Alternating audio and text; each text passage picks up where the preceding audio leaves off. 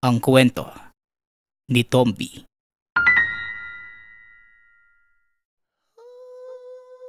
Ang kwentong ito ay hango sa totoong buhay. Mula ito sa isa nating tagapakinig na itago na lang natin sa pangalang Pigo. Taong 1986, probinsya ng Cagayan de Oro. Hindi na masyadong malinaw sa isipan ni Pigo ang buong istorya. Nangyari ang kwento noong 13 taong gulang pa lamang. Basta ang naaalala niya, bago makakuha ng kakaibang bagay ay maraming kababalaghang naganap sa kanilang lugar. Ayon kay Pigo, gabi-gabing nagwawala ang mga alagang aso nila. Maging ang sa kapitbahay ay nagtatakbuhan na tila may kaaway. At ilang sandali lang, biglang aalulong ng nakakakilabot ang mga aso sa bandang likuran ng lugar kung saan naroon ang pangas o pangpang na hindi naman kataasan pero masukal ang ilalim. Maraming naniniwala na engkanto ang pinagkakaguluhan ng mga aso. May iba namang nagsasabi na aswang, lalo na't may 2 buntis na kapitbahay si Pigo. Pagsapit ng takip silim, tila may sumasabay sa mahinang ingay sa patak ng ulan. Awit ng babae, pero pangit pakinggan. Nakakatakot ang mga aso ni Pigo. Sumusuksok sa mga sulok o katre at umiiyak. At pagsapit naman ng gabi, patuloy pa rin ang pagambon. Biglang lalabas ang mga aso na galit na galit. Palaisipan sa mga naninirahan sa lugar ang mga nagaganap. Bagaman may haka-haka, pero nanatiling misteryo kung ano ang totoong kasagutan. Ang lola tasing ni Pigo, palagi siyang pinapaalalahan ng wag nang sumama sa mga kaibigan na manghuli ng bayawak, lalo na't madalas silang nagpupunta sa pangas. Dagdag pa ng matanda, hindi man lang alintana ng binata ang kababalaghang nagaganap. Pigo, bukas uli na umaga. Tayo lang 2. Balikan natin yung butas ng bayawak sa baba. Baka maaktuhan na natin eh. Noong nakaraan, umulan nung gabi kaya nang magpunta tayo. Wala sa bahay niya yung bayawak. Nagbibilad yun at umaakyat ng puno. Wala pa naman tayong dalang aso. Ewan ko ba? Bakit kaya takot na takot yung mga aso doon sa baba? Ayaw naman sumama ng alaga kong mga mangat. Bigla na lang umuuwi. Wika ni Ray. Ang mangat ay klase ng asong sinanay upang mangayam o manghabol ng mga galang hayop. Kagaya na lamang ng manok na labuyo, bayawak, at marami pang iba. Ngunit dahil sa mga kababalaghang nangyari sa kanila, malaki ang pinagbago sa ugali ng mga aso. Sa tuwing hinahanda ito ni Ray at pinapasunod upang manghuli ng bayawak, umuwi na lamang itong bigla. Kaya naman pinili na lamang niya na wag nang isama. Ano yung naririnig ko, Pigo? Ano? Pupunta kayo uli doon? Abay hindi ka talaga natatakot ano? Hindi sa pagiging mahigpit po. Pero mas mabuti na yung nag-iingat.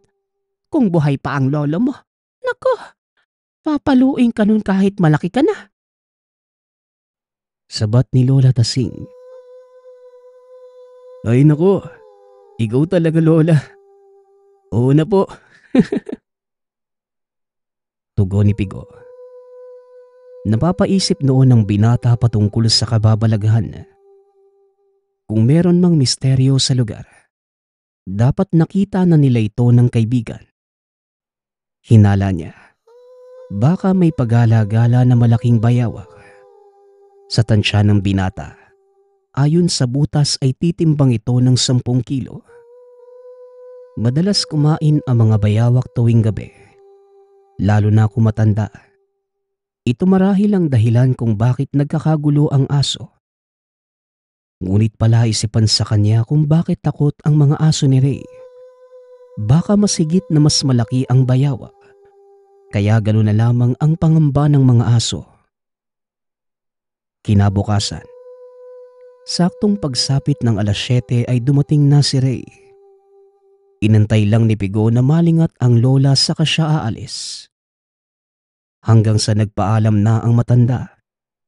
Pupunta ito ng merkado upang mamili ng rekado at ilang kakailanganin sa tahanan. Pagkatalikod pa lamang ng lola, kagad nang tumakbo ang magkaibigan papunta sa pang-as. Dumiretso sa malaking butas ng bayawak. Sinundan nila ang mga bakas ng kalmot sa bato at ang bahong malansa na nilalangaw. May ilan ding mga dumi ng bayawak at balahibo ng mga manok. Puno ng napakalaking puno ng balete at kinakapitan pa ng iba't ibang damong gumagapang. Hinawi muna ni Ray at Pigo ang mga nakaharang na lawiswis ng kawayan. Gumapang sa ilalim bago makarating sa mismong butas. Nang makita nila na sariwa ang mga bakas, natawa si Ray at ayon dito. Nasa loob lamang ang bayawak. Nilagyan nilang dalawa ng patibong ang bawat gilid. Hinarangan ang daan ng bayawak at kapag lumabas, didiretso ito sa patibong. Ang isa dito ay suong, habang ang isa naman ay labtik kung tawagin. Yung suong ay yung nakaharang lang na lubid na pabilog, habang yung labtik ay nakahiga naman na lubid pero tinali sa patpat na binaluktot. Upang kapag natapakan ng bayawak ang mga tangkay, uunat yon at magagapos ang hayop sa lubid. Sakto. Lalabas din yan maya-maya. Antay na lang natin banda doon. Wika ni Ray.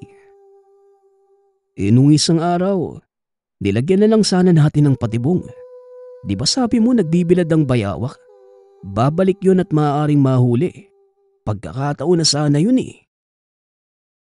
Tugon ni Pigo. Yun nga eh. Plano ko lang napausukan yung butas. Pero nagkataong wala at nagbibilad. Wala naman tayong dalang lubid nung nakaraan eh. Sige na nga, antay na lang natin. Muling wika ni Ray. Inantay nga ng magkaibigan nito sa isang banda. Hanggang sa inabot na lamang ng tanghali. Wala pa rin at hindi pa lumalabas ang bayawak. Hanggang sa napagpasyahan ni Ray na pauwi na muna si Pigo upang kumuha ng makakain. Ay nako, ikaw na lang ang umuwi. Kapag ako, siguradong hindi na ako makakabalik. Dumating na si Lola nun eh. Wika ni Pigo. O sige na nga, magantay ka na lang dito. Tugon ni Ray. Naiwan si Pigo sa paanan ng pangpang. Nakaramdam siya ng takot nang marinig sa itaas ang pagkakagulo ng mga aso. Kahit tanghaling tapat, umaalulong ang mga ito. Pinakiramdaman ni Pigo ang buong lugar. Kung nanggagaling nga ba sa baba ang kinakatakutan ng mga aso, siguradong makikita niya ito. Hanggang sa nakakita si Pigo ng batang biglang tumakbo. Nakasuot ng bahag ngunit ibang-iba ang kulay ng balat. Nasa baba lamang ito. Ngunit hindi niya na nasundan pa ng tingin dahil may mga nakaharang na kawayan. Dahil sa kurisidad, bumaba din si Pigo. Maingat siyang nakahawak sa mga baging ng balete. Dahil kakaunting pagkakamali lang, siguradong malalaglag siya. Ngunit nang makarating sa ibaba, nakita niya ang mga damo na naggagalawan. Hanggang sa makarinig ito ng mahinang kaluskos. Akala niya ay dahil ito sa bayawak. Kagad siyang sumilip kung nasaan ang patibong. Pero wala naman. Hanggang sa mahagip niya ng tingin sa bandang itaas. Doon sa may malaking balete. Halos panawan ng paningin si Pigo nang makakita ng ubod ng pangit na nilalang. Pormang taong nakabahag, ngunit kulay berde ang balat. Purong itim ang mga mata at may bitbit na ugat na mukhang tungkod. Pero ang postura ay malaahas. Hindi nakagalaw si Pigo. Tinatanaw niya ang banda kung saan merong maayos na daanan. Kung sakaling may mangyari, walang pagdadalawang isip siyang tatakbo paakyat. Hanggang sa biglang lumundag ang nilalang papunta sa pinaglagyan ng patibong. Natapakan nito ang labti kaya kumawala ang lubid. Ilang sandali pa. Nagulat si Pigo nang narinig ang napakabilis na galaw papunta sa likuran. Ni hindi niya ito nasundan. Sa halip ay naigilid na lamang ang mga mata. Hanggang sa may batang dumaan sa gilid ni Pigo. Ramdam niya ang kakaibang aura ng nilalang. Napakalamig na mas lalong nagpakilabot kay Pigo. Lumapit yung bata doon sa nilalang. Hanggang sa ilang sandali pa. Sumunod na sa bata ang napakalaking bayawak. Hanggang sa may sumulubong na isa pang matandang engkanto sa bata at bayawak. Hinawakan nito sa ulo ang hayop habang nakatitig kay Pigo. Ngunit nakangiti ito na tila pinapahiwatig na alaga nila ang hayop at huwag silang gagambalain. Humakbang ang nilalang palapit sa kanya. Dito niya nasilayan ang muka sa malapitan. Malatao pero kulay lang ng balat ang pinagiba. At purong itim din yung bata. Hanggang sa hindi lahat ng naglalaro sa isip niyo ay totoo. Pero ikaw mismo ang nakasaksi. Tao, lahat ng bagay ay mahalaga sa atin. Bagaman nasa magkaibang panig tayo, wag na wag niyong gagalawin ang kaibigan ng anak ko bilang respeto. Wika ng matanda. Tumalikod ito at may lilaglag sa lupa. Muling nagsalita ang nilalang. Sinabing damputin ang bagay at ingatan. Hanggang sa bigla na lang naglaho ang mga nilalang. Habang yung bayawak naman, pumasok na muli sa lungga. Hindi kaagad nakagalaw si Pigo. Iniisip niya ang binitawang salita nung nilalang. Hanggang sa papaalis na siya sa lugar. Dinampot niya ang bagay na hugis bilog. Nilagay yun sa bulsa at pinag-aalis ang mga patibong na nakalagay malapit sa butas. Alam niya sa sarili na kapag ginalaw nila ang bayawak ay magagalit ang mga engkanto sa lugar. Matapos yun, nagkumahog ng paakyat ng pangpang si Pigo. Nakasalubong pa nito si Ray na may bitbit na supot pero hindi niya ito pinansin. Nagtaka ang kaibigan kaya sinundan niya si Pigo at nang maabutan. O pare, bakit ka naman uuwi? Parang takot na takot ka. Ano bang nangyari? Tanong ni Ray. Hindi bayawak yung nakita ko pare. Nakakatakot. Huwag mo na lang tangkayin na kunin yung bayawak. Uwi na ako ha. Huwag ka nang pumunta doon sa babare.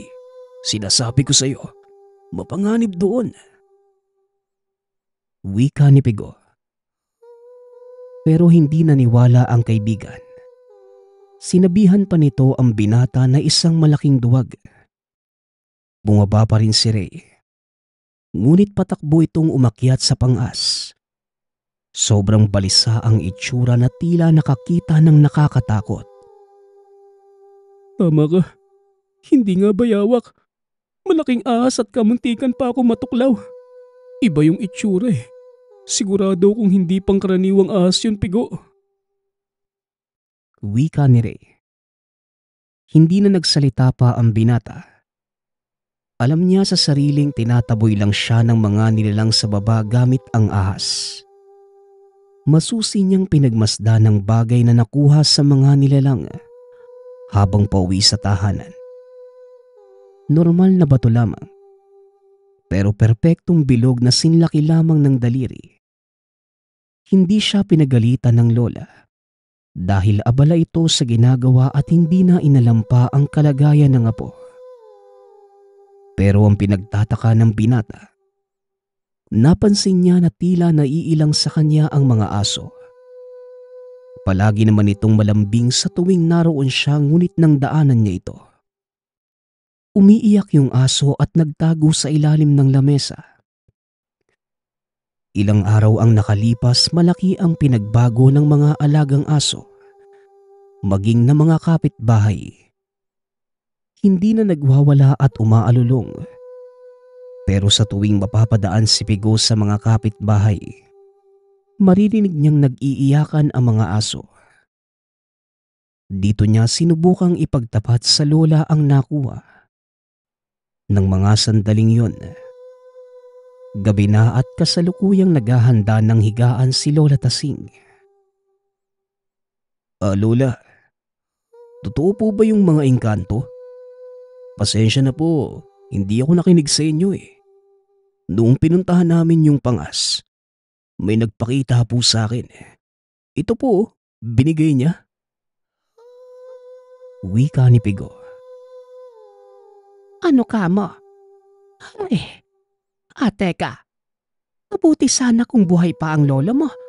Malalaman niya kung anong binigay sa'yo. Pero bakit? Ano bang meron? Tugon ni Lola Tasing. Tingin ko po, natatakot yung mga aso hindi dahil sa mga engkanto at mga nilalang na nakatira sa ibaba eh. Marahil, dahil po dito, tignan niyo po yung mga aso natin. Natatakot po habang dala ko to. Pagmasdan yung maigi, Lola. Muling wika ng binata, sabay lapit sa mga alaga. Nagulat si Lola Tasing nang magsipulasan ng mga ito at tumakbo palayo. Halika nga, apo. Sumama ka sa akin. Doon tayo sa kapatid ng lolo mo. Ipapatingin natin yan. Mungkahi ni Lola Tasing. Kahit malalim na ang gabi, napilitan ang matandang tahakin ang madilim na lugar. Mapuntahan lamang ang kapatid ng yumaong asawang si Benito. Isang albularyo pero hindi ganun katanyag. Nang makarating sa tahanan ng matanda, nabulabog ang pamilyang nakatira. Paano ba naman? Bigla na lang nagpulasan ang mga aso. Napagkamalan patuloy silang aswang na matandang si Benito at muntik pa silang mataga ng itak. Oy, ikaw pala Tasing. Abay kumulo ang lana ko eh. Akala ko sinusugod ako ng aswang. Teka, ano bang meron? Tanong ni Benito. Ay, pasensya na Benito ha. Ay tignan mo nga itong nakuha ni Pigo. Kakaiba kasi. Baka ito din yung nagpakulo sa himag mo. Tugon ni Lola Tasing. Nang lumapit si Benito, laking gulat niya nang sumabog ang bote ng lana sa tagiliran. Napainda pa ito dahil sa init at nagbitaw ng mabigat na salita. Sus Ginoo, isang trabong ko yan na ubod ng lakas. Po, kaya pala umapaw ang lana ko eh. Nako iho, wag mong wawalain yan ha.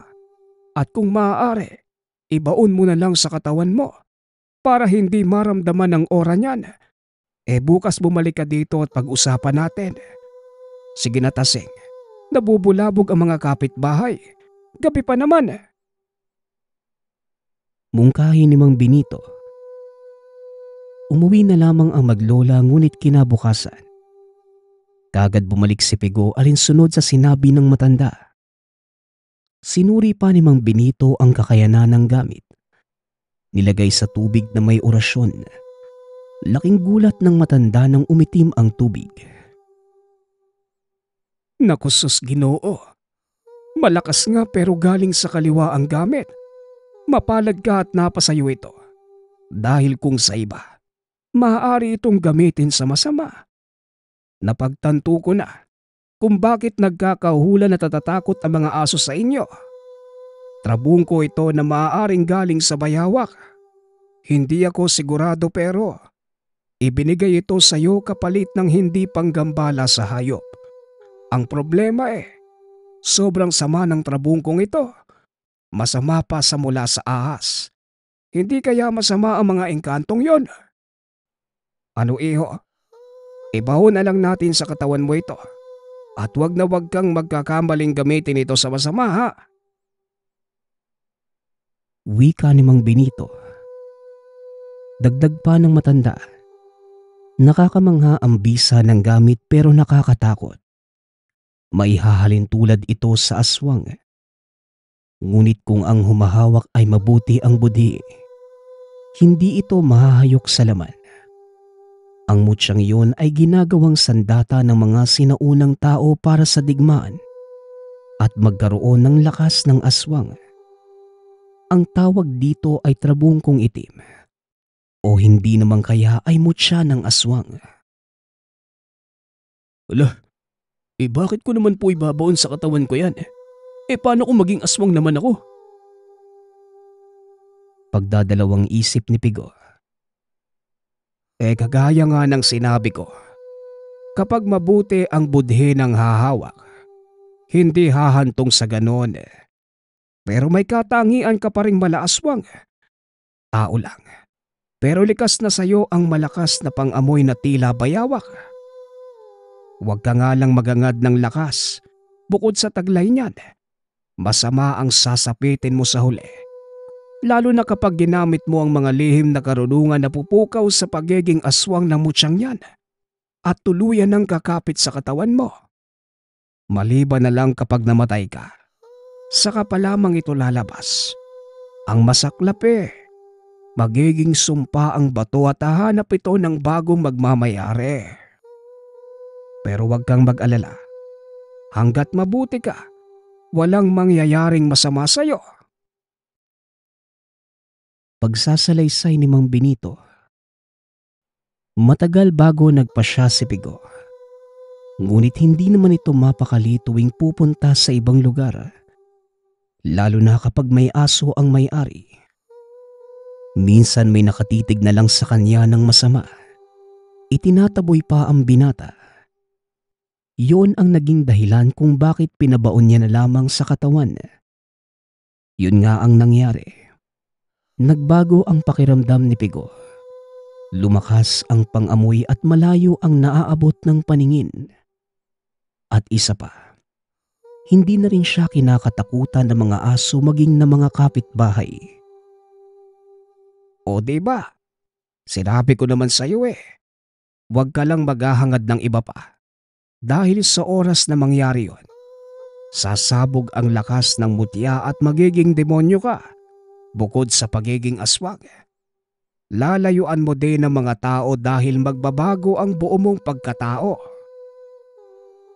Dagdag ni Mang Benito nang bumisita muli si Pigo.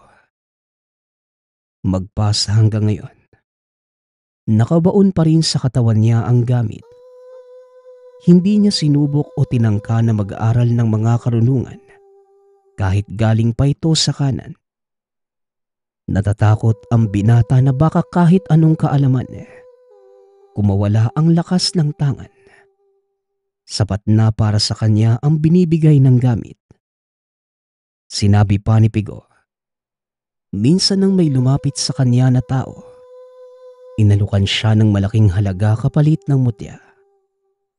Nagtaka si Pigo sapagkat papaano nalaman ng tao ang gamit. Doon na lang siya nagulat nang aminin nitong isa siyang kulto na lahing aswang dahil nais nitong mas mapalakas ang kakayahan. Ngunit tinanggihan ni Pigo ang alok ng tao. Kahit gaano pa kalaki ang kapalit, hindi niya binitawan ang gamit. Ayaw niyang mapunta ito sa iba lalo na sa masamang loob. Dahil kagaya nga ng sinabi sa kanya, malaking trahedya ang maidudulot nito lalo na kapag napunta sa masamang tao. Siguradong gagamitin ang lakas ng tangan sa kasamaan. upang manlamang sa iba. Kaya kahit kailan, hinding-hindi niya ito binitawan. Lahat ng ito ay dahil lamang sa trabungkong itim o mutya ng aswang. Ang susunod nating kwento ay mula sa isa nating tagapakinig. Naitago na lang natin sa pangalang Cleo. Taong 1990. Probinsya ng Antique. Ang kwentong tampok natin sa araw na ito, ibinahagi ng isang lalaki na nagmahal ng labis, ngunit mapait na kapalaran ang kanyang dinanas. Ano ang gagawin mo kung ang taong pinakamamahal mo ang siyang dahilan upang masira ang iyong pagkatao? Handa ka bang talikuran siya o mananatiling bulag-bulagan sa katotohanan? Isang magsasaka sa lugar ng Antique itong si Cleo. Masipag, matyaga at bukod sa lahat, maalaga. Malakas din ang karisma nito sa mga kababaihan sa baryo. Kaya naman madalas pinagkakaguluhan ito ng mga kababaihan. Ngunit ang binatang si Cleo, wala pang planong mag-asawa ng mga panahong yun dahil nais niyang makakuha ng sariling sakahan at magkaroon ng sariling lupa at tahanan bago pumasok sa pagpapamilya. Lumaki sa kahirapan itong si Cleo. Kaya naman nais niyang mabigyan ng maayos kahit simple ang pamilyang bubuuin. Kaya naman kahit binata pa ay todo kayod na ito. Sa paglipas ng mga araw, nagawa ng binata ang lahat ng pangarap. Sa murang edad nakapagpatayo ito ng sariling bahay at nakabili ng sakahan. Gayunpaman, kahit na natupad na ang pangarap sa buhay, hindi pa rin naman nakikilala ni Cleo ang babaeng nakikita niyang makakasama sa buhay. Isang araw, habang nag-aasikaso papuntang sakahan, nakasalubong ni Cleo ang isang dalaga. Simple lamang ang aura nito. Hindi gumagamit ng kahit anong kolorete sa muka. Napukaw ng dalaga ang atensyon ni Cleo.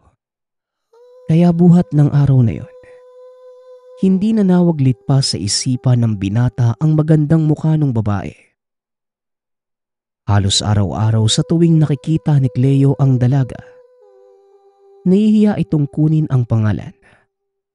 Hanggang sa dumating ang araw na mismong ang babae ang lumapit kay Cleo. Magandang araw sa'yo, Cleo. Ako nga pala si Rosa. Madalas kitang nakikita at nakakasalubong pero nahihiya akong magpakilala sa'yo eh. Pero ngayon, naglakas loob na ako lalo na't magkapit bahay lang naman tayo. Wika ni Rosa. Napakamot naman ng ulo si Cleo. Nakaramdam ito ng pamumula ng pisngi dahil sa kabang nararamdaman at pagkahiya. Inilahad ni Rosa ang kamay. Napatingin doon ng binata at ngumiti si Cleo. Tinanggap naman niya ang pagpapakilala ng dalaga. Miss, kilala mo pala ako? Nakakatuwa naman kung ganun.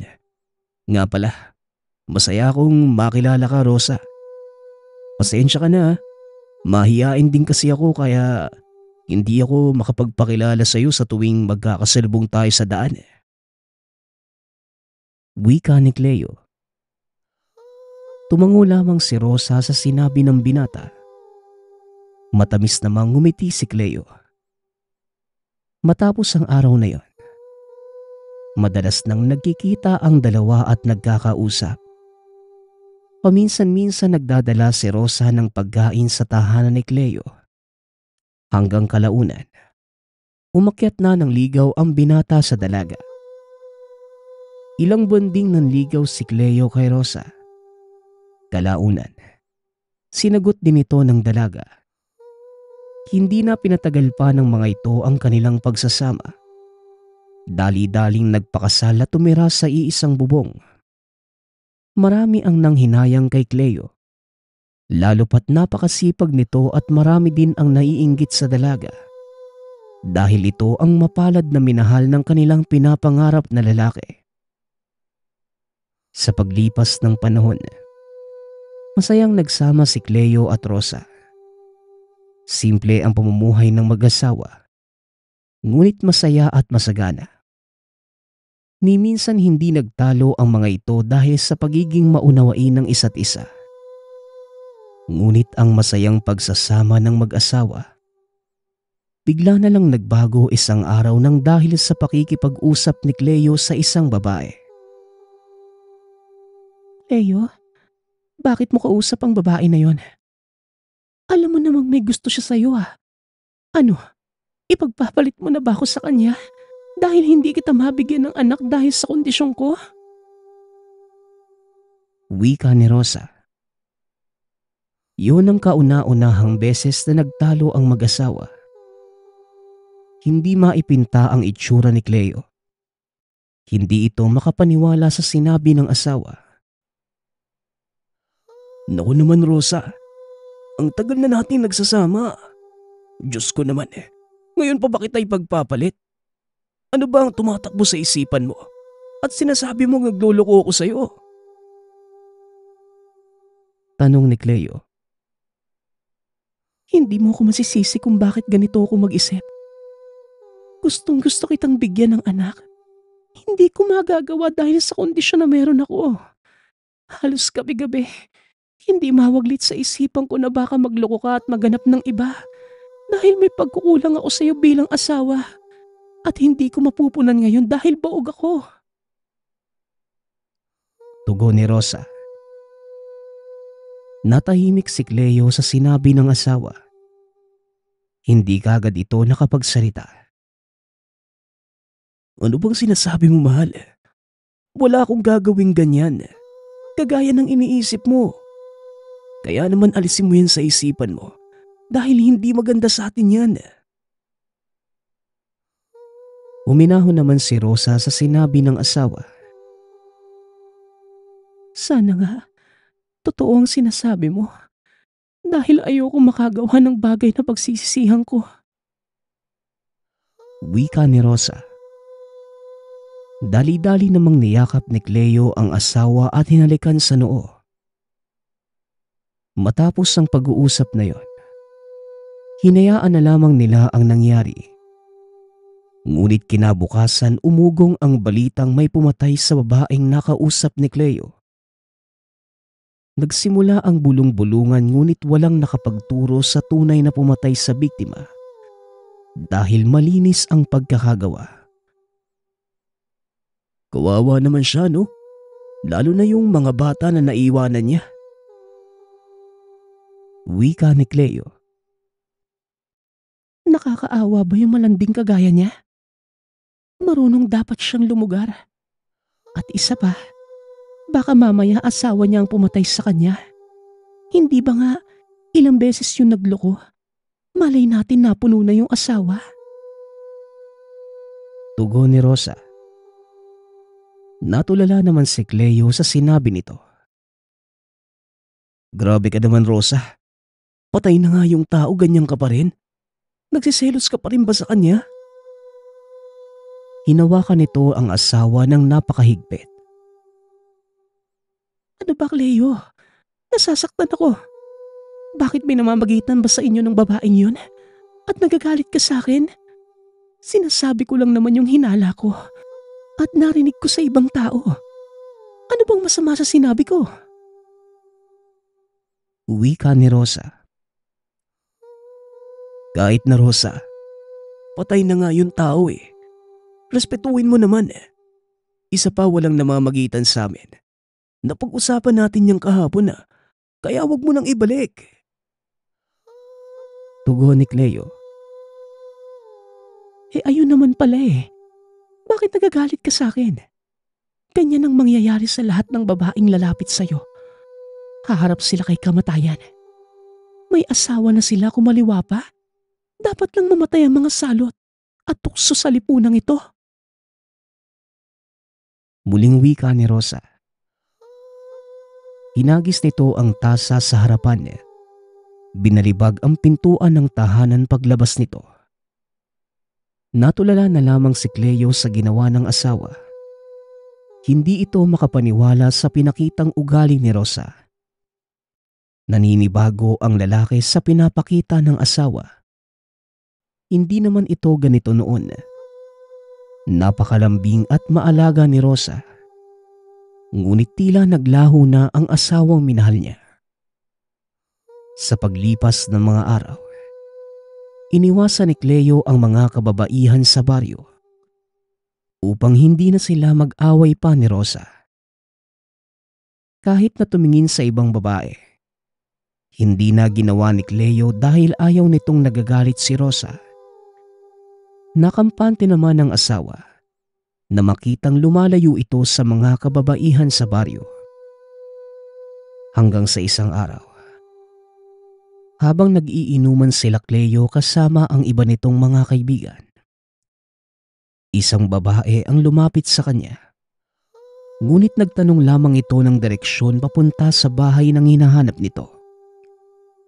Nasaksihan yon ni Rosa. Kaya naman nang umuwi si Cleo, umuusok sa galit ang asawa. Mahal, may dala pala akong pansit para sa'yo. Ihahanda ko na. Nagugutom na din kasi ako eh. Galing ako sa inuman eh. Kahit nga niyayaya ako ng mga kaibigan ko na doon na lang kumain sa kanila, nagpaalam na ako dahil gusto ko na kasabay kita na kumain eh. Wika ni Cleo habang nakangiti sa asawa. Ngunit sinalubong ito ng nakasimangot na mukha ni Rosa. May dala akong pagkain kanina para sa inyong magkakaibigan. Pero nahuli kita. Ngumingiti at tumatawa habang kausap yung isang babae. Sino siya? Anong pinag-uusapan ninyo? Lalayasan mo na ba ako? Tanong ni Rosa. Kagad namang pinakalma ni Cleo ang asawa. Ipinaliwanag niya ang nangyari ngunit hindi ito naniwala. Kaya naman ang dapat na maayos na pag-uusap, nauwi muli sa pag-aaway. Ano bang sinasabi mo, Rosa? Napakalaki bang kasalanan ng ginawa ko sa'yo para magalit ka ng ganito? Pinaliwanag ko na sa'yo ang lahat. Nagtanong lang siya ng direksyon sa akin. Nagkataon namang nagtatawa ng kaming magkakaibigan. Kaya nakita mo kung tumatawa habang kausap yung babae. Pero wala akong ginagawang masama sa'yo. Napakadumi talaga ng isipan mo. Linisin mo nga yung kokote mo. Pinag-iinit mo yung ulo ko eh. Wika ni Cleo. Ganyan. Ikaw pa ang mainit ang ulo ngayon. Ikaw na nga tong may babae. Ikaw pa ang magagalit. Muling wika ni Rosa. Sa puntong yon hindi na napigilan pa ni Cleo ang sarili. Napagbuhatan ito ng kamay ang asawa. Wala akong babae.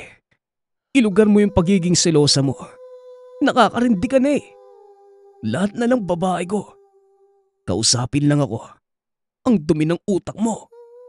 Kasal na tayo, Rosa. Pero yung utak mo hindi ko maintindihan. Natatakot ka bang mawala ako? Pero bakit ka ganito? Kung tratuhin mo ko parang baliw ka. May utak ako, Rosa. Alam ko ang tama at mali. Kaya hindi mo ko dapat pagsalitaan ng ganyan. Ni minsan hindi kita niloko eh. Pero kung patuloy kang ganyan, baka magbago na ang isipan ko.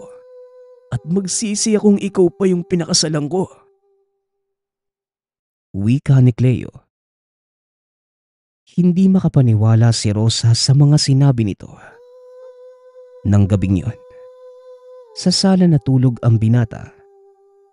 Aminado ang lalaking mali na sakta ng asawa.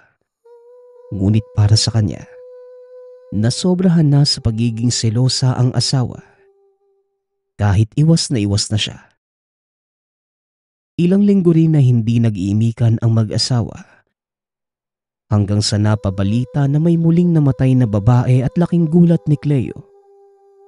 dahil ito mismo yung babaeng nakausap niya.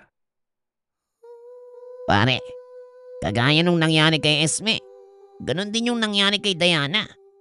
Di ba, pinagsinosan nyo ng asawa mo? Hindi kaya siya yung may gawa nun sa kanila? Wika ni Wally, isa sa mga kaibigan ni Cleo. Bahagya namang napikon si Cleo sa sinabi ng kaibigan. Anong sinasabi mo pare? Tandaan mo asawa ko ang pinagbibintangan mo. Kaya umayos ka. Baka hindi kita matansya. Wika ni Cleo. Huwag ka na magalit pare. Sinasabi ko lang naman yun, napapansin ko eh. Hindi mo naman talaga alam ang tunay na pagkatao ni Rosa, di ba? Nagpakasal kayo dahil mahal niyo ang isa't isa. Pero ni isang kaanak niya, walang dumalo. Baka naman may lihim ang selosa mong asawa. Hindi ko alam pero pare, ayusin mo yung tabas ng dila mo Asawa ko pa rin si Rosa. At kahit na bungangera yon, mahal ko siya.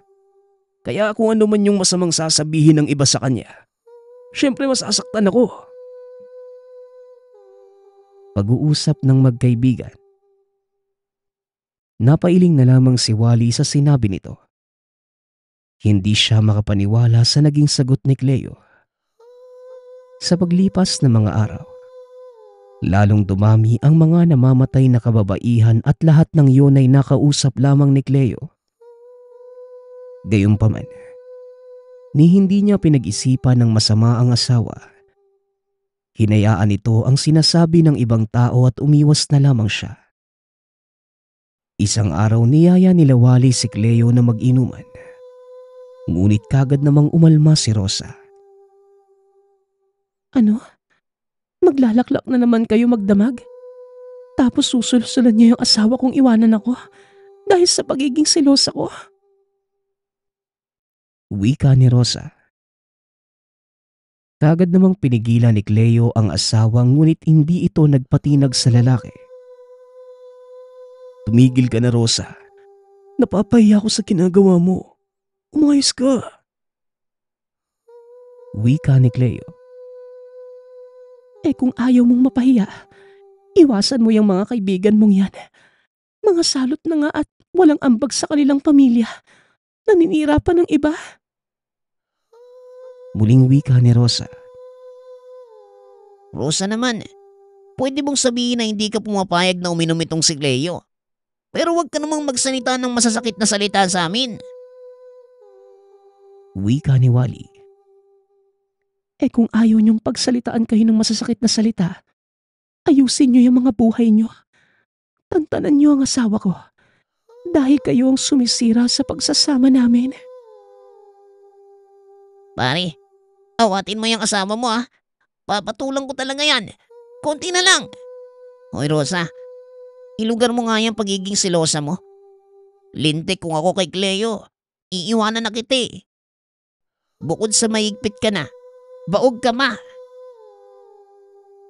Wika ni Wally. Sa puntong yon pumagitan na si Cleo. Tama na pare. Masyado nung personal yung sinasabi mo sa asawa ko Bakit yung mga pang-iinsulto niya sa amin hindi ba personal? Patas lang kami. Masyado nang lumalaki yung ulo ng asawa mo pare. Sana mabago ka na sa katotohanan. Muling wika ni Wally. Matapos sabihin ang mga katagang yon, niyaya na nito ang mga kasama pero kagad namang humabol ng salita si Rosa. Tandaan niyo, kapag hindi niyo tinigilan ng asawa ko, lahat kayo haharap kay kamatayan. Banta ni Rosa. Hindi na nakasagot pa si Wally dahil ipinasok na ni Cleo ang asawa sa loob ng tahanan. Alam mo, konti na lang maniniwala na ako sa sinasabi ni Wally. Wika ni Cleo. Na ano? Iiwanan mo na ako dahil sa baog at selosa ko? Nawala sa hulog ang ugali ko? Sila, nasa hulog ba? Halos araw-araw puro alak at iba't ibang babae ang kasama. Ano, tutulad ka na lang sa kanila? Tugon ni Rosa. Hindi ganun, mahal. Malapit na akong maniwala na ikaw ang siyang suspect sa pagkamatay ng mga babae dito sa baryo natin. Muling wika ni Cleo. Ngunit tinawanan lang ito ni Rosa at napailing na lamang. Pwede kong kasuhan yung mga kaibigan mo sa paninirang puri nila sa akin. Wala silang ebidensya kaya itikom nila ang bibig nila. Wika ni Rosa. Bakit ganun yung sinabi mo kay Wally kanina? Balak mo din ba siyang patayin? Tanong ni Cleo. Oo, papatayin ko siya sa harapan mo. Kapag hindi kanya tinantanan, handa akong pumatay, Cleo. Alang-alang sa'yo. Kung sila ang magiging dahilan ng pagkasira ng ating relasyon, handa akong magkasala at pumatay. Tugon ni Rosa. Natahimik na lamang si Cleo sa sinabi ng asawa. Hindi ito makapaniwala sa mga naririnig. Mas mabuti pa siguro. Maghiwalay na nga lang muna tayo. Hindi na maganda yung mga lumalabas sa bibig mo eh. Wika ni Cleo. Natahimik naman si Rosa sa sinabi ng binata. Kagad itong lumuhod sa harapan ni Cleo at nagmakaawa. Pakiusap. Huwag mo akong iiwan. Hindi ko kakayaning mawala ka. Pakiusap naman. Huwag mo itong gawin. Wika ni Rosa. Nakatulala lamang si Cleo. Pinilit nito ang sarili na wag tignan ng asawa. Ngunit hindi niya matiis dahil mahal niya ito. Ilang sandali ang lumipas, sumagulgol na ng iyak si Rosa. Pilit nitong pinigilan ang asawa at niyapos. Alam mo namang hindi kita kayang tiisin, Rosa. Pero kapag naulit pa ito, hindi na ako magdadalawang isip na iwanan ka. Wika ni Cleo. At kapag ginawa mo yon, hindi rin ako magdadalawang isip na magpakamatay. Tugon ni Rosa. Ano ba, Rosa? Nahihibang ka na ba talaga? Tuluyan na bang nasira yung utak mo? Ayaw mo kong mawala sa'yo. Pero ikaw mismo yung dahilan kaya lumalayo ako sa'yo. Natahimik si Rosa. Pansamantala itong hindi nakapagsalita sa asawa. Ikaw ang bahala. Pagpapasya mo yung Cleo, hindi kita pipigilan. Sige, piliin mo sila kaysa sa akin. Hindi na ako magsasalita. Wika ni Rosa. Matapos sabihin ng mga katagang yon, pumasok na ito sa silid at hindi na lumabas pa ng araw na yon. Hindi alam ni Cleo ang gagawin. Para bang sasabog ang utak sa kakaisip kung ano ang dapat gawin sa asawa. Pakiramdam ni Cleo. Meron din siyang pagkukulang kay Rosa, lalo pat mabigat para sa asawa ang sitwasyon nito na hindi magkaanak. Doon lang naman nagsimula ang lahat. Pakiramdam ni Rosa ipagpapalit na siya ni Cleo dahil lamang hindi niya ito mabigyan ng anak.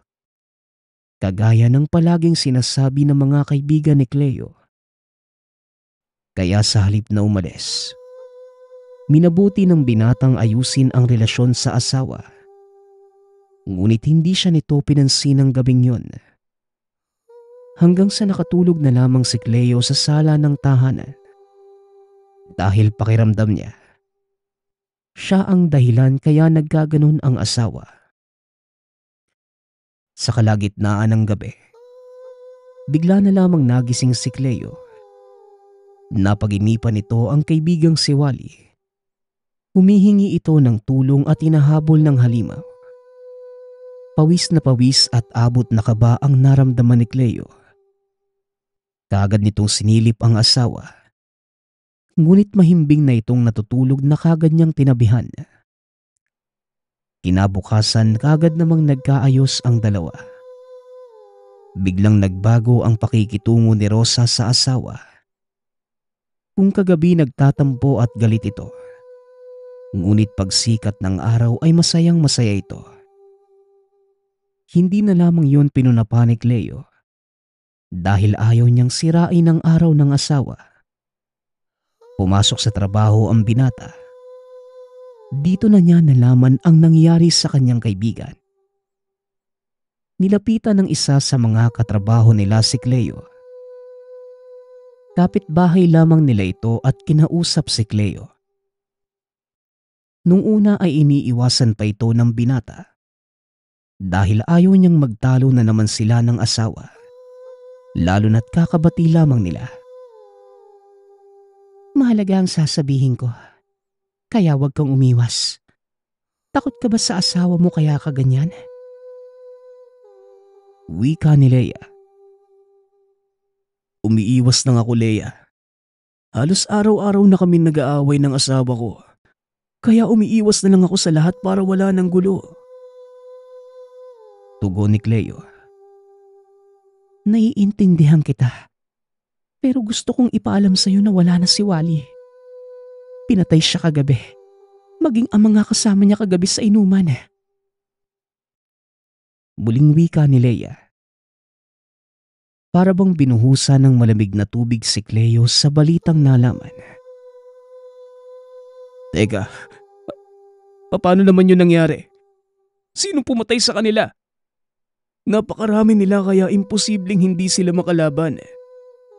Kilala ko yung mga yun pagdating sa ganyan eh. Wika ni Cleo. Totoo mga sinasabi ko, Cleo. Tama ka. Marami sila pero kung makikita mo yung sinapit nila, hindi ka maniniwala na taong may gawa nun. Malakas ang kutob ko na aswang ang may gawa ng pagpatay kila Wally. Wika ni Clea.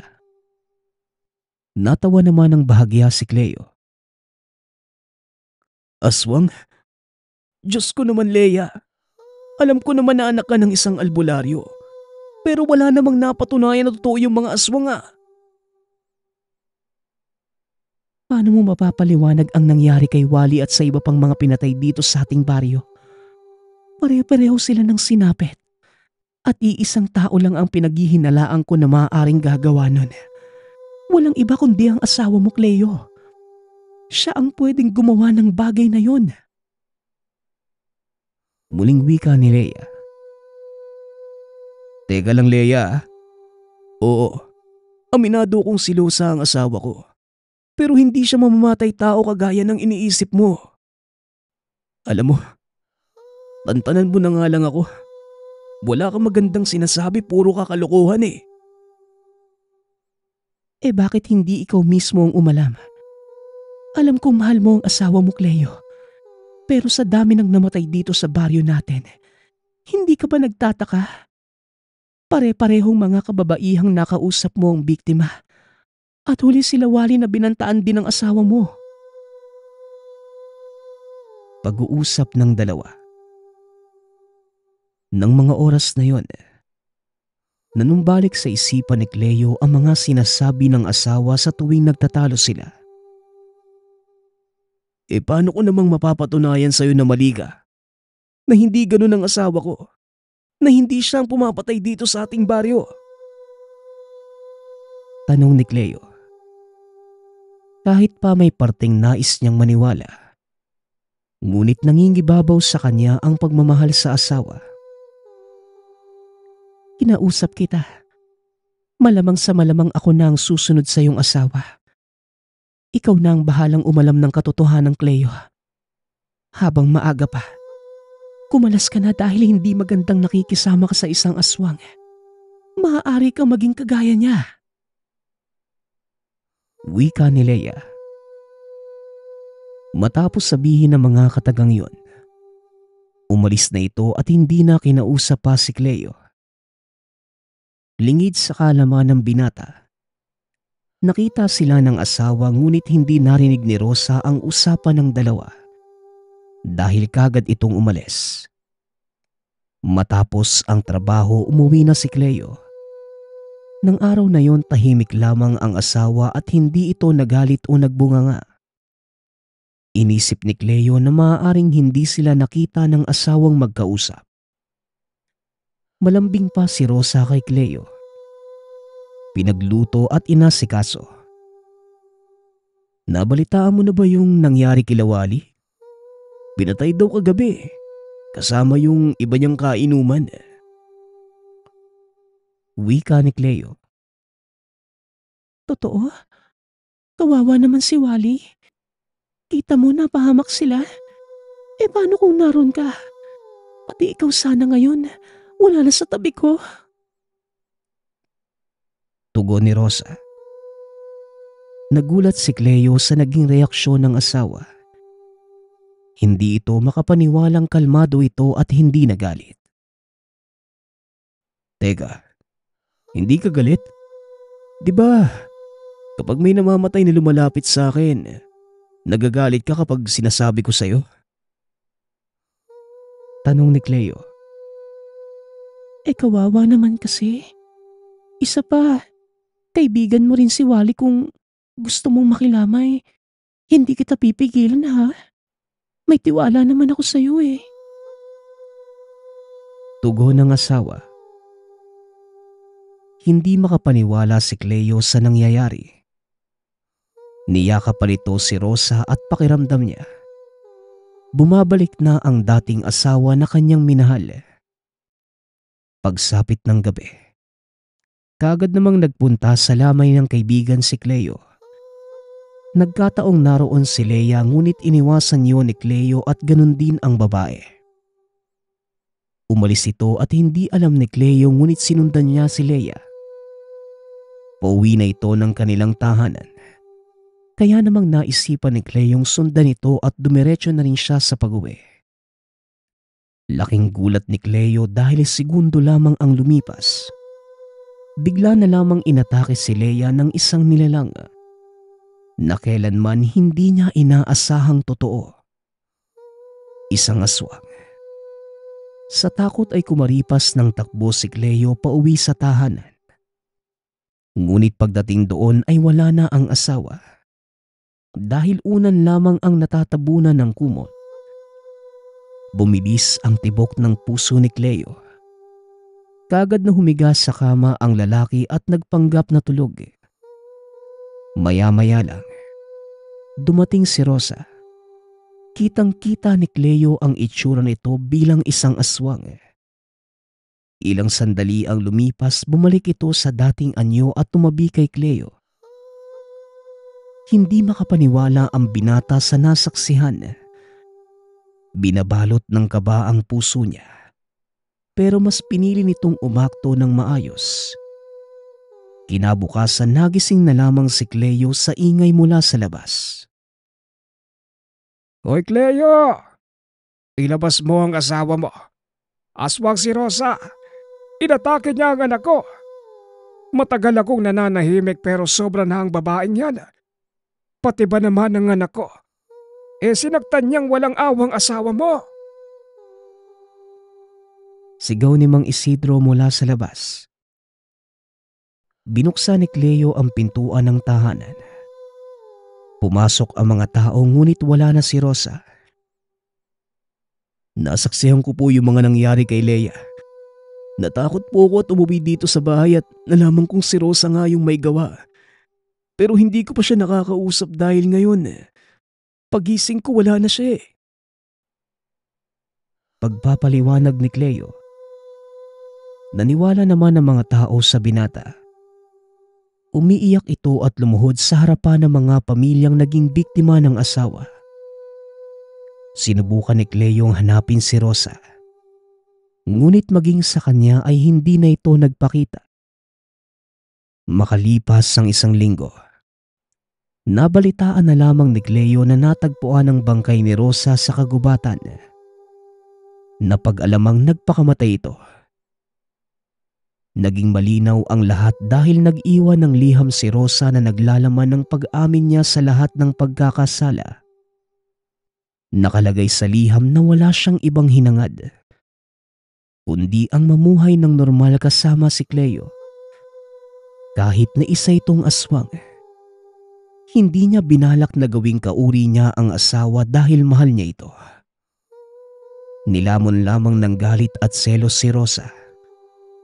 Ayon sa kanyang pag-aamin sa liham, hindi man naging madali ang lahat. Tinanggap ni Cleo na isang aswang ang asawa. Ngunit na maalam na ito dahil siya mismo ang nagwakas sa sariling buhay. Matapos ang relasyon kay Rosa, hindi na muling nag-asawa pa si Cleo hanggang sa tumanda itong binata dahil sa traumang dinanas sa selosang asawa. Nagpapasalamat nga pala ako sa nagpadala ng ating kwento. Nawa ay nagustuhan niyo ang kwento ni Cleo. Kagaya sa kwento natin ngayong araw na ito, wala namang masama sa pagiging selosa. Pero palagi nating tatandaan na ang lahat ng sobra ay masama. Muli, nagpapasalamat ako sa lahat ng sumusuporta sa ating channel. Nawa ay patuloy niyong suportahan at pakinggan ang ating mga kwento. Hanggang sa muling pakikinig. Paalam.